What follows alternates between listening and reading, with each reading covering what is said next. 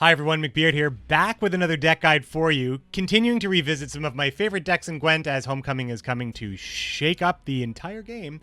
And we have confirmation from Paul Berja in the Ask a Dev thread on the official CD Projekt Red forums that Skellige veterans, as we know them, are not going to exist anymore. So this deck, which is Skellige Veterans, which is a decent deck, a good deck. Get to GM with this deck. A lot of people play this deck. A lot of people have their favorite deck. Nurgard, Ashlizzle, both love veterans, and I count myself among them because I am a huge fan of veterans.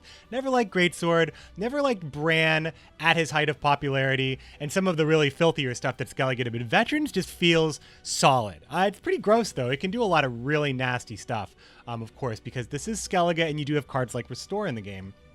So there's that. But there's a couple things that I love about this deck the most, and I have some gameplay for you that I'll show you about it if you're not familiar with veterans or you just want to watch me play some Gwent. I mean, come on. I do have a lot of that kind of footage. But just generally, it's all about the Trusark veteran strengthening all your other units up. And you've heard this before, so I want to highlight the really, really good stuff about this stuff, so you can skip ahead and watch the gameplay if you want to. But I really want to talk about the filthy opener that this deck has. This deck is absolutely fantastic because you can open up with Crach Morkvarg. Yes, Crach is good for the veteran, but you run Alzur's Double Cross to get the veteran anyway. Thinning is not that bad. You have Triss with Reconnaissance, and you have the Reconnaissance as well in your deck. So finding all your veterans, not that big a deal. Crach into Morkvarg as a leadoff play into Blue Coin is not only a huge play in 16 points. It's a 16-point play, but it's also, for a leader, that's not bad, but it's also insurance that you cannot be open past if Morkvarg remains unlocked in any way or unchecked in any way. So not only have you started the game off with a 16-point play, but you've also secured the fact that if you have to pass on even cards and you can't win the round, that your opponent is now going to have to go in against you on round 2 to try to get that card back, and it's really hard to get that card back from veterans once things start going. So it's all about that disgusting opener of Morkvarg Crach, and honestly, that alone, this is such an MVP card, Morkvarg.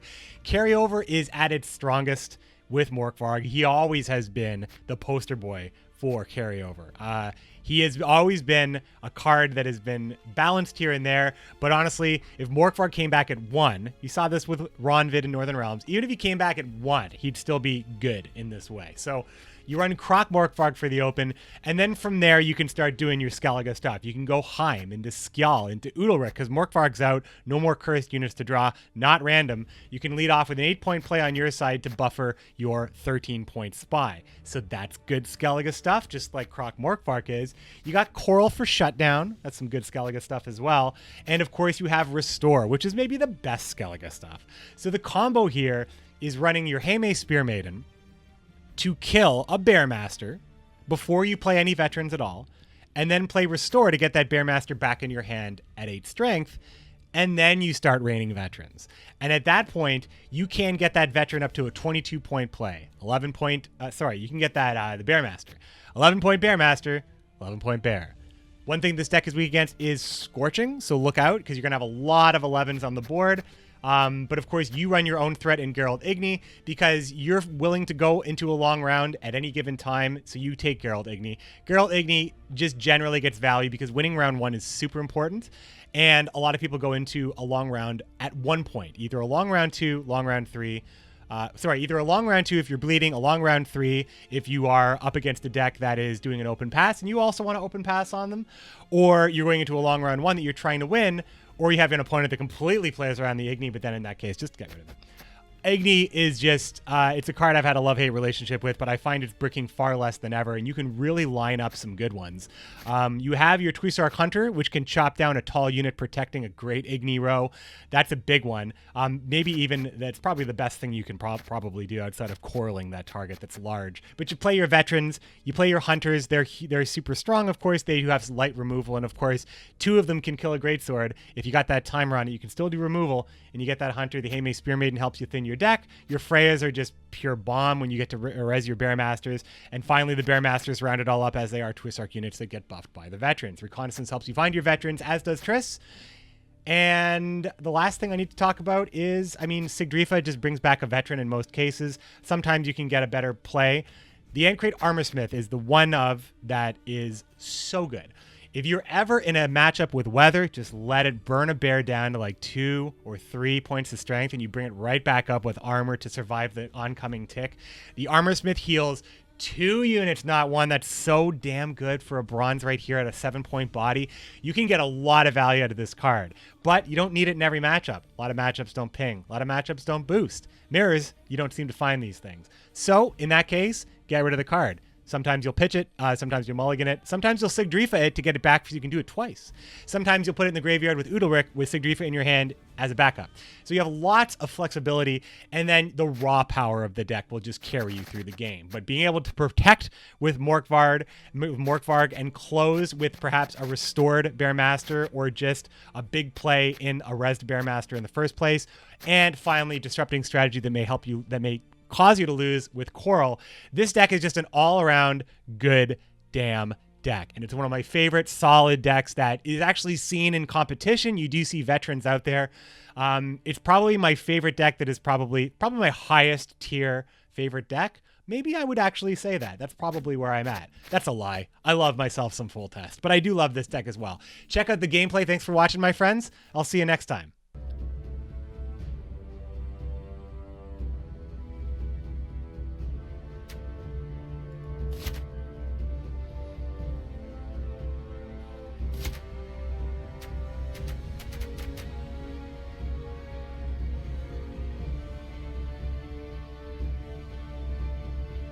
Pretty good, right? Pretty good hand, right?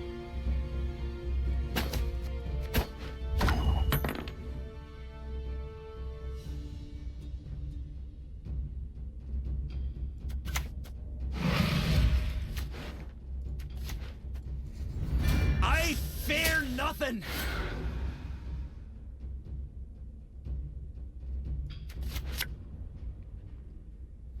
I mean, arguably the Frey is worth more, but not in this round.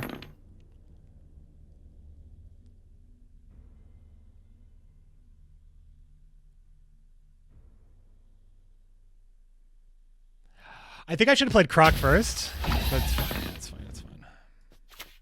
For Skellige's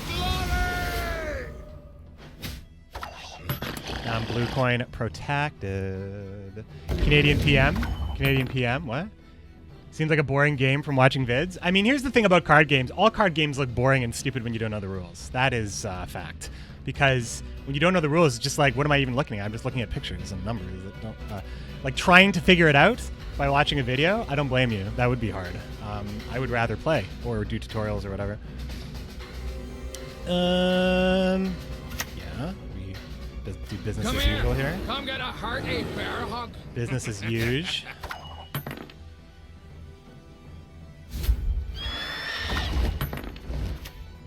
The time for blathering is past! Get him, Wojtek! Cool. I mean, that's bad because I lose a little bit of onboard value.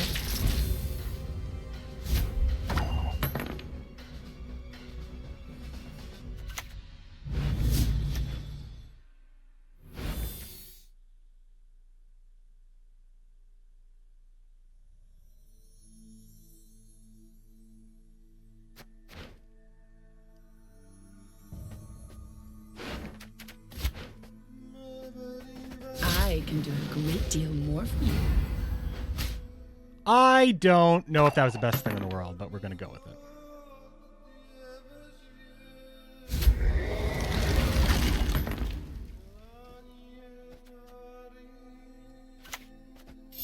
Seen it all already.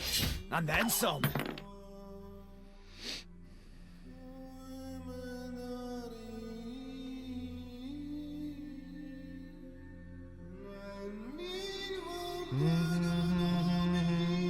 Watch Flake.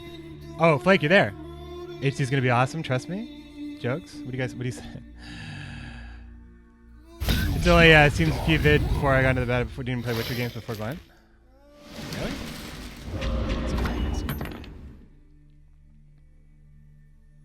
Playing around that Igony, so it seems.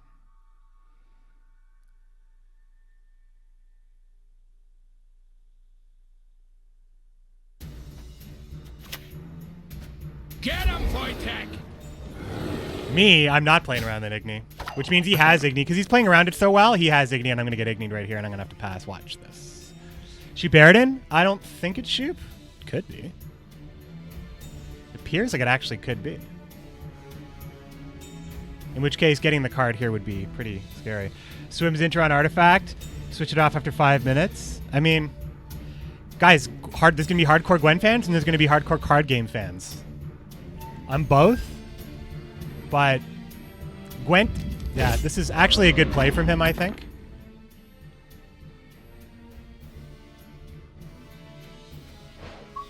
So the Hunter's 12, and I lose 5, and I'm down by 6. So I pass by 1, right? Oh, I only lose 1 point here, actually. So I think I'm definitely okay. I promise you a quick death.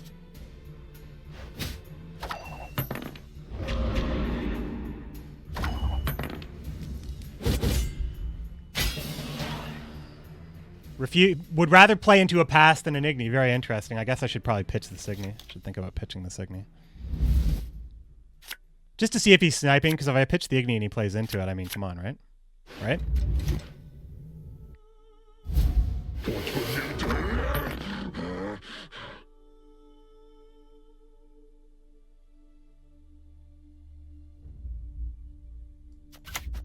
The goddess protect you from all evil.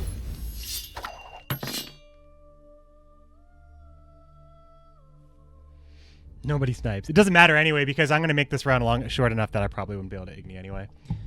It's all the same shit. Spend $200 or grind until your eyes bleed. Actually, in Dota, in Artifact, you actually don't grind. There's no dailies.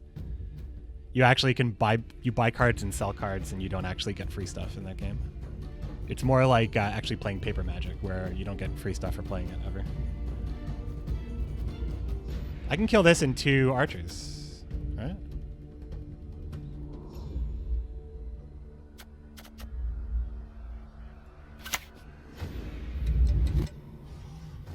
Moorhawk devour ye! Does he have another Frost? He has Caranthir, I guess, right? Yeah, this is Shoop for sure, right? Shoop, faux, show. I promise you a quick So if that's Shoop for sure, that's the only Wild Hunt Rider. But then again, if it's Shoop, then that Wild Hunt Rider probably wasn't part of any like huge Iris strategy or anything like that. So probably doesn't make a difference. Probably doesn't make a huge difference. Come on. I will not let this become a second silent. Yeah. Stars are all the trophies I need.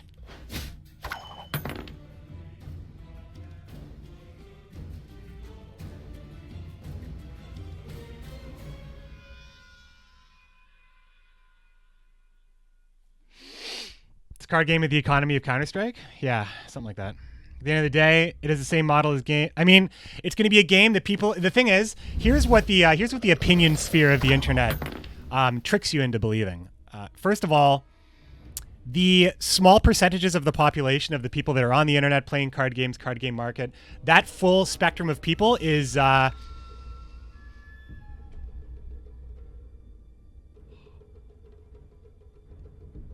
tens of millions. Let's say tens of millions of people. Of all people that play all card games across the world globally. Tens of millions of people. Remember, 7 billion people on the planet. Tens of millions of people. If 0.001% of those people all say Artifact is good and you follow them, sure looks like a lot of people are talking about it. But that is the thing about... I mean, if this is Shoop, I push all the way, right? Bow before modern Freya. Get him, Wojtek! I should have played this earlier. But that's why review bombing and reviews, like, don't trust any reviews you read anywhere. It says like 60 people reviewed it 5 stars. 60 people? 200 million people in the United States. You'd think maybe at this point, oh, I don't know, a group of people or many groups of people might find a way to abuse this system to influence people into buying things. Now, this isn't about Artifact anyway. This is about the world. So just don't trust that stuff. I got a 22-point play here. He's got 2 cards left. He has to play into this to stay alive. I'm drawing into potentially a Freya. hard for me to not think that this is going to be better than Shoop when he has to play first.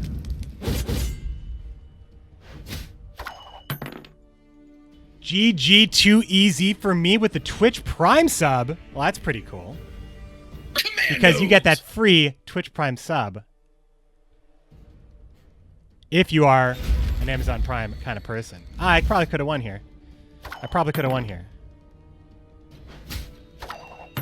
Anyway, thanks so much for the sub and the support. GG too easy for me.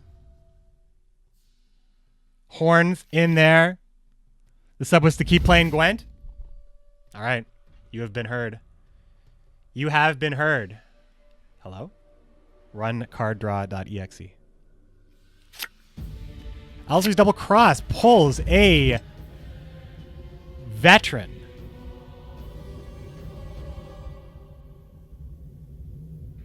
Well, it's not Igni, so I should probably take it. Here comes Shoop. Don't make me laugh. Okay, so card for card, I got him there. That's 22, that's 22. So this card has to be better than what this will pull, which is the last veteran. So this is going to be 12 or 13 points? 12 points. 13 points, really, though. And then some. So this has to be more than 13 points. It's not. It's 1 point under. Do. How do you do? Veteranos. That was a good game.